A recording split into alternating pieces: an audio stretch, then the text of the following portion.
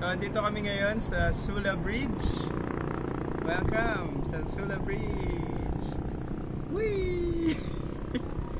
Yan siya, 23 kilometers from Legazpi City. Maraming ahon, marami rin pababa. Pero mas lamang daw yung pababa mamaya pag uwi. Mamaya check natin. Let's go!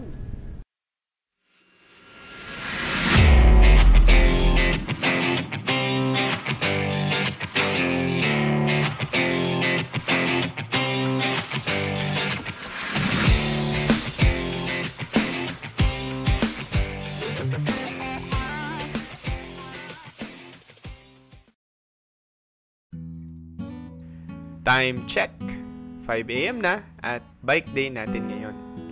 Papunta tayo ngayon sa Sula Bridge ng Bakakay, Albay. Medyo lalayo tayo ng konti ngayon dahil nasa 50 kilometers ang balikan nito mula sa Legazpi City. At meron din tayong makakasama sa bike ride natin. Dito kami magkikita sa Legazpi to Tiwi Coastal Road. Yan, si Joshua at saka si Kuya Kicks. Papadyak tayo ng mga 6 to 8 kilometers hanggang makarating sa bayan ng Santo Domingo, Albay.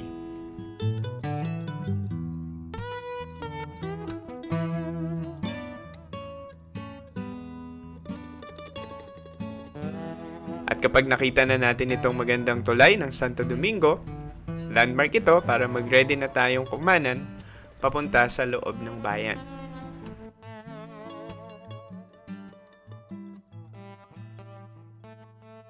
Medyo mahaba-habang downhill to, kaya enjoy natin. Rock music, pasok!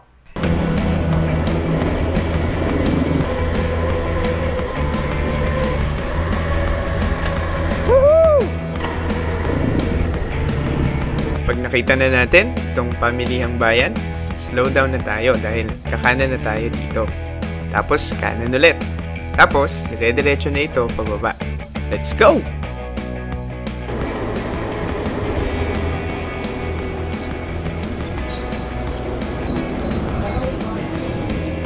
Dito na matatapos yung downhill mula dun sa tulay at simula dito ay puro rolling hills na. Marami rin ditong mga kurbada at yung iba ay sharp curve kaya kailangan mag-ingat. Uy, sarap! At halos ganito na rin yung itsura ng kalsada sa buong ride.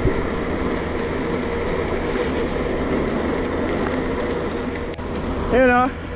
Uy!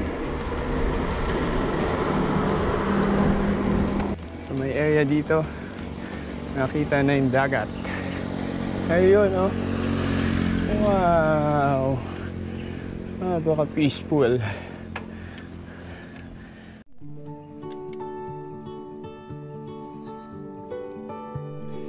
Yan po pala yung Legazpi. Diyan kami nanggaling at ngayon nandito na kami sa kabilang side. Pagkatapos magpahinga sandali at uminom ng tubig, ay puro ahon na ito. Mahaba-habang ahon to, pero ang kagandahan ay halos puro banayad lang yung mga ahon. At pagkatapos nitong mahabang ahon, alam nyo na kung anong susunod.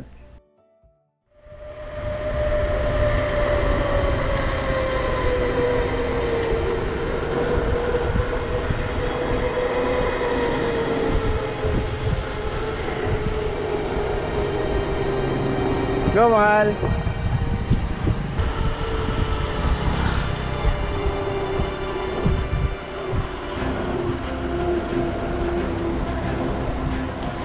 Outer lane, inner lane.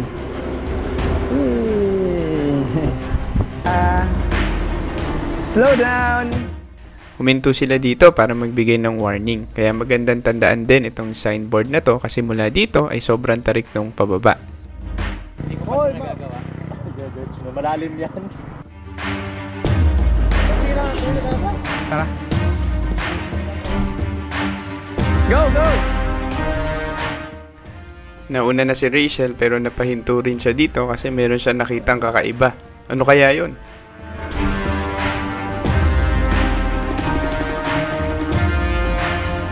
Uy, tarik! Woohoo! Ah, grabe! Tarik nito! Ang hirap nito akyatin mamaya.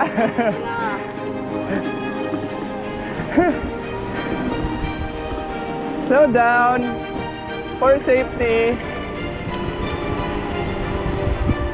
Grabe, tarik!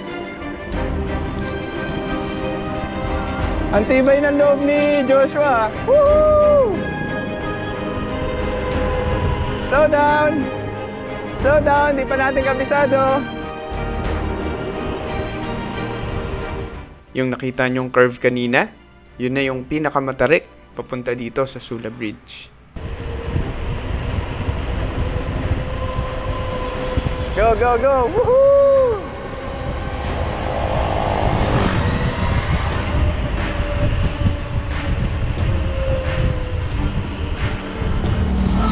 Paano kaya natin yung naakyatin mamaya?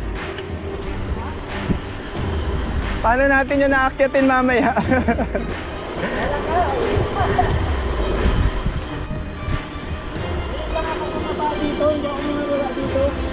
Ngayon first time mo na nakabike? Nandun lang ako sa 17 km mark. For the first timer pala tayo dito. Yung mababa dito kasi natakot ako. Lakad. Mukhang mag-uuno-uno tayo dun mamaya. Oo. Pagkatapos ng matinding downhill, andito na tayo sa Bakakay. At dahil malalim yung binaba natin, aahon ulit tayo. Ang humamon. Ang humamon sa ahon. At ang mga bikers na mananahe. Yan po sila. Hindi lang bikers, mananahe pa. At pagkatapos ng ahon dito, unti-unti nang lumalawak yung kalsada. At ito naman yung malabitukang manok na rolling hills. Parang letter S itong dadaanan namin.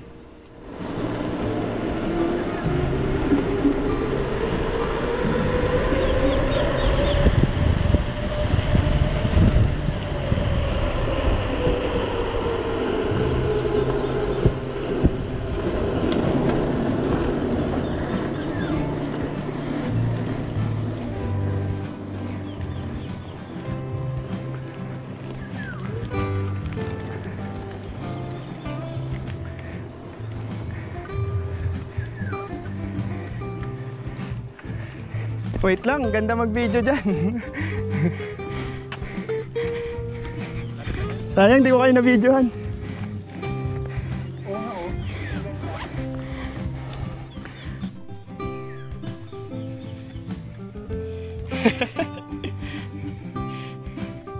Dito may rest, dito. Dito ka mag-ship. Dito. Ah.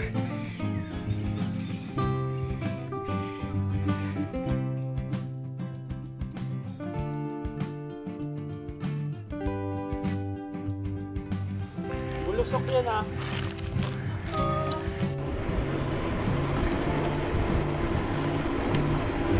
Pabuti na lang, kasama natin si Kuya Kix at saka si Joshua dito. Na bibigyan nila kami ng warning kapag ka mayroong mga malalalim na pababa at saka mga kurbada. Okay din talaga kapag ka may kasama, nakabisado yung daan para talagang enjoy yung bike ride at safety ang lahat.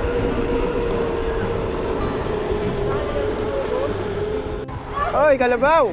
Ops, may ano ha, may bamboo ha.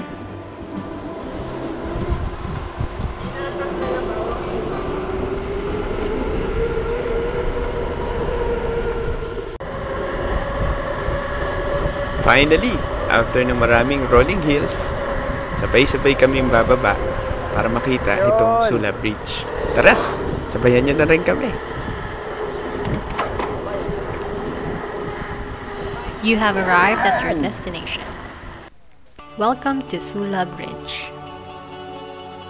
Sula Bridge connects Cagraray Island to the mainland of Albay to boost its economy and tourism, but it also itself became a tourist destination.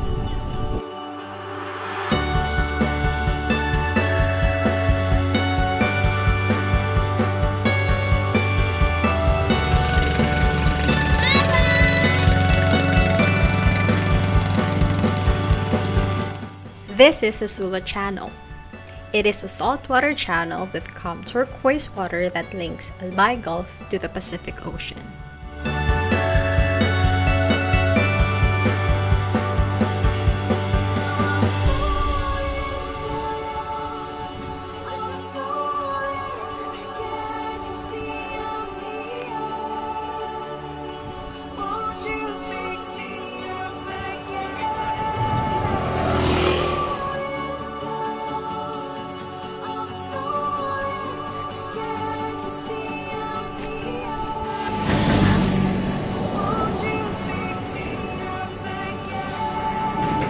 Hundreds of tourists, particularly bikers, would usually make this bridge as a stopover destination during their rides to Cagraray.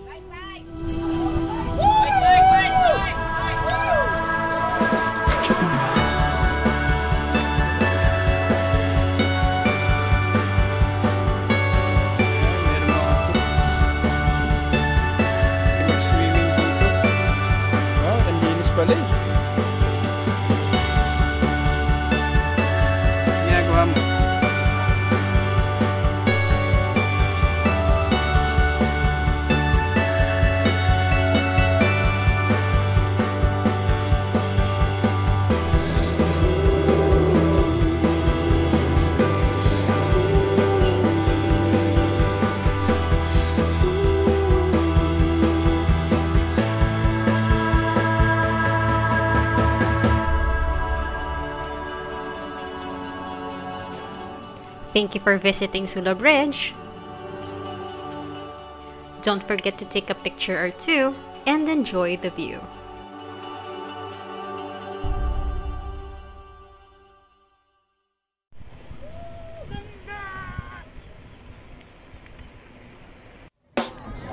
Ayan, daming tao. Nagkataon naman na merong event yung mga bikers dito sa Sula Bridge. Siguro dahil challenging yung rolling hills papunta dito, ito yung napili nilang location para magkarera. Meron palang aqua farm dito, kaya pwedeng bumili ng mga isda.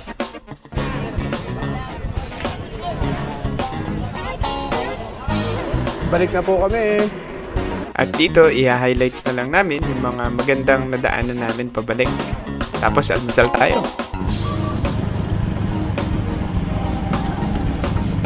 Wow! Woo!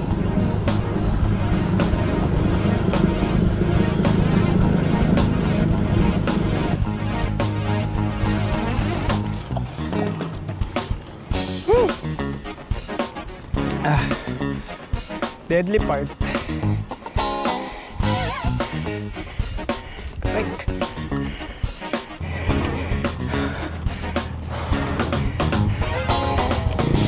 Last pa.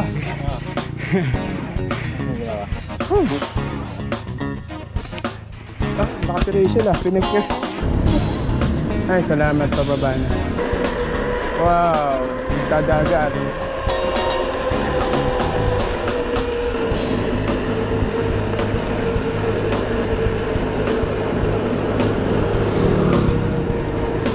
Ito.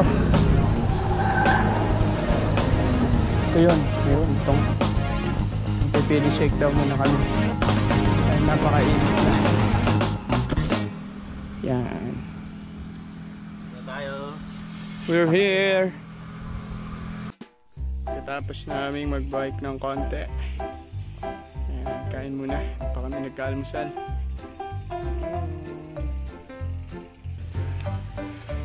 Po kami kakain. Ayan. Pasok na tayo. Pagod, gutom, init. Grabe. May garden daw dito. Ayan.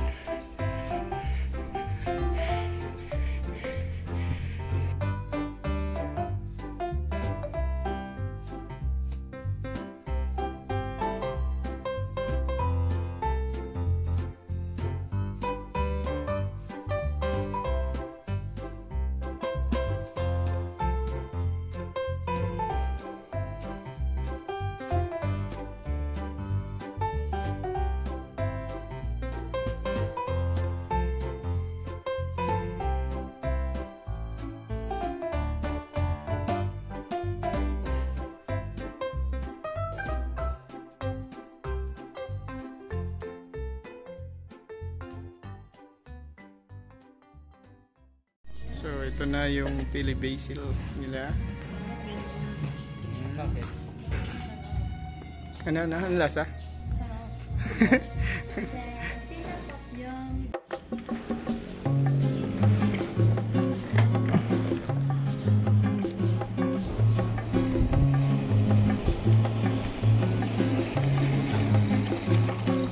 So pagkatapos namin kumain, ay pauwi na kami. Itong kinainan namin ay dito sa Miris Biris Garden. Medyo patagulang yung papasok dito, kaya baka hindi nyo mapansin kapag ka mag-ride kayo or pupunta kayo ng Sula Bridge o kung dediretso pa kayo sa may Misipis. Highly recommended namin yung Pili Basil Shake dito. May enjoy nyo kasi kakaiba siya at saka masarap. Alright. Ayan, pabalik na kami sa Legazpi pagkatapos kumain at halos puro downhill na ito. Woo! Sarap na mag-bike. Overall, na-enjoy namin yung bike ride namin dito sa Sula Bridge. Hindi naman siya sobrang hirap, pero hindi rin siya ganun kadali. Siguro sa susunod, kapag meron kaming ensayo, dediretsoy na rin namin hanggang sa Cagraray, papunta sa may Misibis. At magdadala na rin kami siguro ng baon at saka damit para makapag-swimming tayo doon. Go, mahal! Sarap!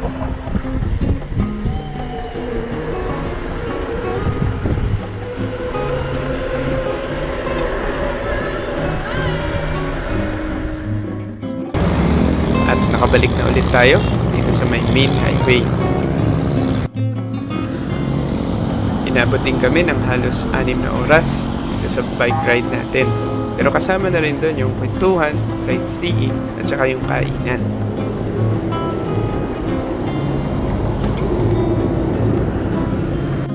Hanggang dito na lang yung video natin. Maraming salamat sa inyong panonood at hanggang sa susunod na bike ride natin. Goodbye!